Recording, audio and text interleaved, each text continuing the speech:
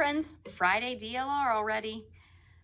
This is one of those DLRs that you can tell it's an older book, but it is still important to know where information has been found that from different places. So right now, I'm sure your easiest answer to find any of these would be the internet, your smartphone, something like that.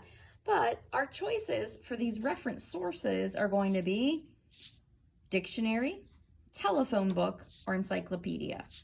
So we all know what a dictionary is, and we have a giant one in the classroom. After we read Frindle and got an appreciation for Mrs. Granger, we had some dictionary skill practice. We come back to it on DLR with putting words in alphabetical order. So that's where you find definitions, and spellings, and pronunciations. A telephone book, now this is the one that's really outdated. We used to receive a big book by your mailbox, and it would have the names and addresses and phone numbers of all of the people that lived in your city.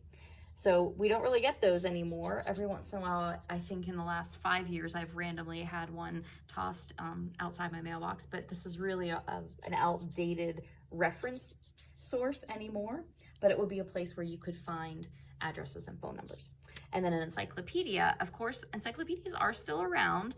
Again, the internet's a more common place to do research, but encyclopedias are books that are in alphabetical order. You would have different volumes, like the letter A would have its own book, B would have its own book. Sometimes they combine letters that have fewer words with them, like X and Z might be combined in the same volume, but it would take up like a whole shelf in our classroom to have a set of encyclopedias, but that's where you would look things up if you had to do a research project. So your biographies that we worked on, or last year in second grade when you did your animal project, you could have looked in an encyclopedia for information pre-internet.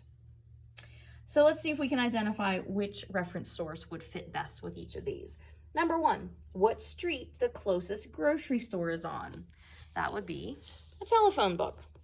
It has addresses and phone numbers of local homes and businesses. Number 2, the years that Mozart lived.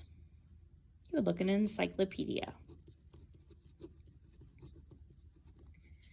Number 3, how to pronounce the word excerpt.